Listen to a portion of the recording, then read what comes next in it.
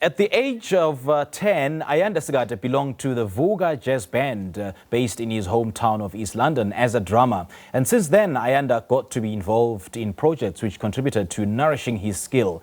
Winning the SAMRO Overseas Scholarship in 2004, this opened opportunities for him to work with some of the most skilled jazz musicians here at home and abroad. Well, this morning he joins me in studio to talk about some of his work and his future plans. Baba, a very good morning to you and welcome. Thank you so much for having me, Putin. When you were a young drummer as part of the Vuka Jazz band, the tender age of 10, did you at that point think that you'd become such a big deal? I never thought it would be a big deal, but I knew that I loved music so much. So somehow it was within my blood that I'm part of the band, but I never knew that it would be this big, you know. But I knew that music was the only thing that I loved at that moment. So I really dedicated my life to the band. That time, yes. You know, at the age of 10, you certainly never looked back, and you've got an album already. You collaborated with some of the world's greatest musicians. It's been such a roller coaster ride, hasn't it? Yes. Do you want to describe the journey for us?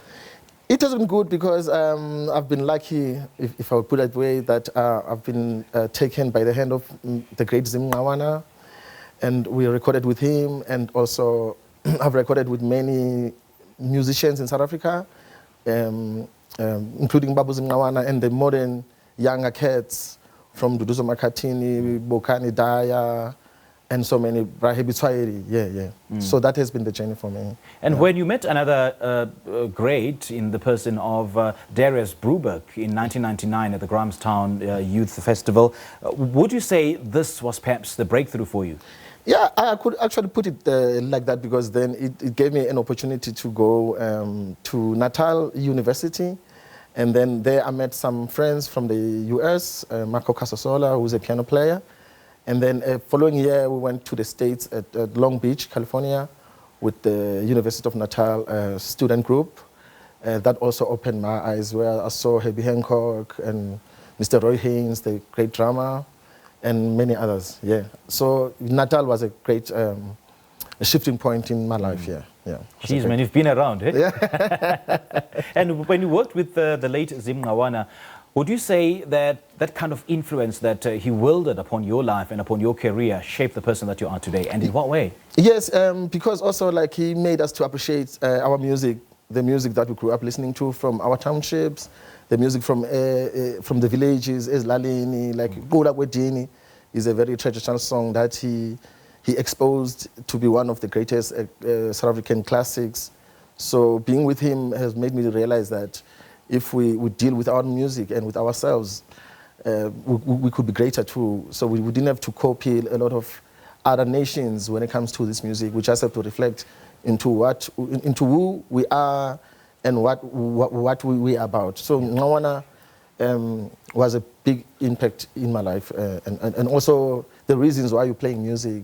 What does it mean to you to be a musician? How do you conduct yourself as a musician? What it means to perform music. So these are the other elements that he has made me realize that they are very important. And the kind of impact and the influence that he had upon your life made you realize that you actually have found your feet in this industry, and you also bagged a SAMRO Overseas Scholarship in 2004. Where did that take you? And what kind of opportunities and what kind of doors did that scholarship open for you?